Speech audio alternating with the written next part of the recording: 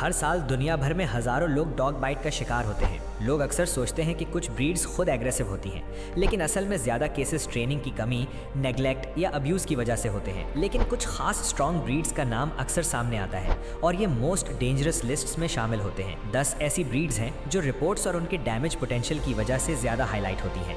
तो शुरू करते हैं। Number 1, pitbull. पिटबुल के अराउंड सबसे ज़्यादा डिबेट होती है क्योंकि ये असल में एक सिंगल ब्रीड नहीं बल्कि एक group of similar strong dogs है। इनकी बॉडी मस्कुलर और जॉ बहुत स्ट्रांग होती है और अगर गलत ट्रेनिंग हो तो नुकसान का स्कोप ज़्यादा होता है।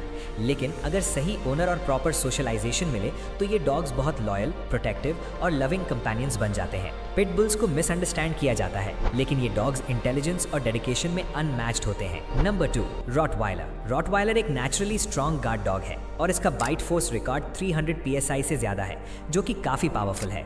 ये ब्रीड अपने प्रोटेक्टिव इंस्टिंक्ट्स के लिए मशहूर है और फैमिली के लिए लॉयल होता है। अगर ये डॉग बचपन से सही ट्रेनिंग और सोशलाइजेशन ना मिले तो ये स्ट्रेंजर्स पर रिएक्ट कर सकता है और डेंजरस सिचुएशन क्रिएट कर सकता है।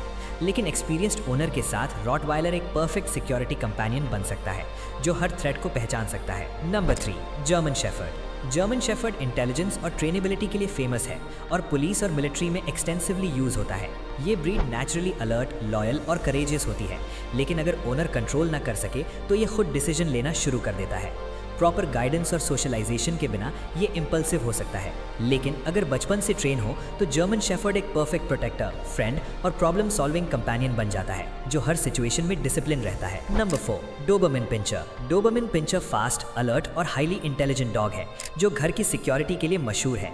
ये ब्रीड नेचुरली प्रोटेक्टिव इंस्टिंक्ट्स रखती है और स्ट्रेंजर्स से कॉशियस रहती है, लेकिन अननेसेसरी एग्रेशन को कंट्रोल करने के लिए अर्ली सोशल ट्रेनिंग और रेगुलर इंटरेक्शन जरूरी है।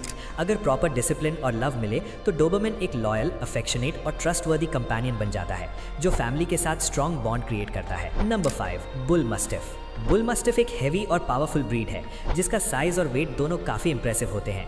अगर ये डॉग अटैक करे तो इंजरी सीरियस हो सकती है, इसलिए ओनर्स को ट्रेनिंग और कंट्रोल पर फोकस करना बहुत ज़रूरी है। ये ब्रीड नेचुरली काम और प्रोटेक्टिव होती है, लेकिन स्ट्रेंजर्स के लिए कॉशियस रहती है। अगर सही तरह ट्रेन और सोशलाइज किया जाए तो बुल मस्टिफ एक जेंटल जायंट बन जाता है जो अपने फैमिली के लिए हाईली लॉयल और डिपेंडेबल प्रोटेक्टर होता है। नंबर 6, केन कॉर्सो। केन कॉर्सो एक स्ट्रॉन्ग और मस्कुलर गार्ड डॉग है जो नेचुरली कॉन्फिडेंट और डोमिनेंट होती है। इनका बॉडी स्ट्रक्चर और जॉ बहुत पावरफुल होता है, इसलिए इनएक्सपीरियंस्ड ओनर के लिए कंट्रोल मुश्किल हो सकता है।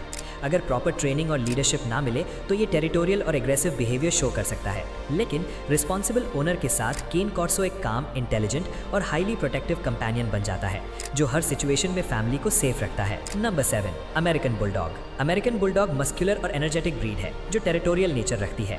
अगर ये डॉग सही तरह ट्रेन ना हो और एक्सरसाइज ना मिले तो एग्रेसिव और स्टबर्न हो सकता है, लेकिन अगर कंसिस्टेंट ट्रेनिंग, लव और प्रॉपर सोशलाइजेशन मिले तो ये डॉग्स अफेक्शनेट और लॉयल फैमिली मेंबर बन जाते हैं।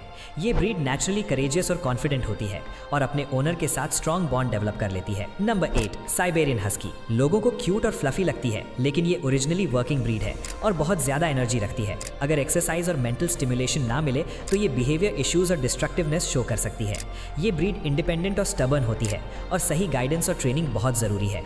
अगर सही तरह हैंडल किया जाए तो हस्की एक प्लेफुल, लविंग और इंटेलिजेंट कंपेनियन बन जाती है जो फैमिली और आउटडोर एक्टिविटीज में एक्टिव रोल प्ले करती है। Number 9, Alaskan malamute. Alaskan malamute भी एक स्ट्रॉन्ग, पावरफुल और डोमिनेंट ब्रीड है।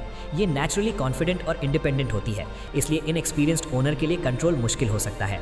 प्रॉपर ट्रेनिंग और लीडरशिप ना मिले तो स्टबर्ननेस और एग्रेशन शो कर सकता है, लेकिन कंसिस्टेंट ट्रेनिंग, सोशलाइजेशन और एक्सरसाइज मिले तो मैलामूट एक अफेक्शनेट, लॉयल और डिपेंडेबल कंपेनियन बन जाता है जो हार्श कंडीशंस में भी काम और कोऑपरेटिव रहता है। नंबर 10, चाओ चाओ। चाओ चाओ देखने में फ्लफी और काम लगता है, लेकिन असल में ये ब्रीड इंडिपेंडेंट और समटाइम्स अलूफ होती है। हर किसी के साथ फ्रेंडली नहीं होता और स्ट्रेंजर्स पर रिएक्ट कर सकता है। अगर सही ट्रेनिंग और सोशलाइजेशन ना मिले तो पॉजेसिव और स्टबर्न बिहेवियर शो कर सकता है, लेकिन रिस्पॉन्सिबल ओनर के साथ चाओ चाओ एक डिग्निफाइड, लॉयल और प्रोटेक्टिव कंपेनियन बन जाता है जो फैमिली के लिए काम और ट्रस्टवर्दी होता है।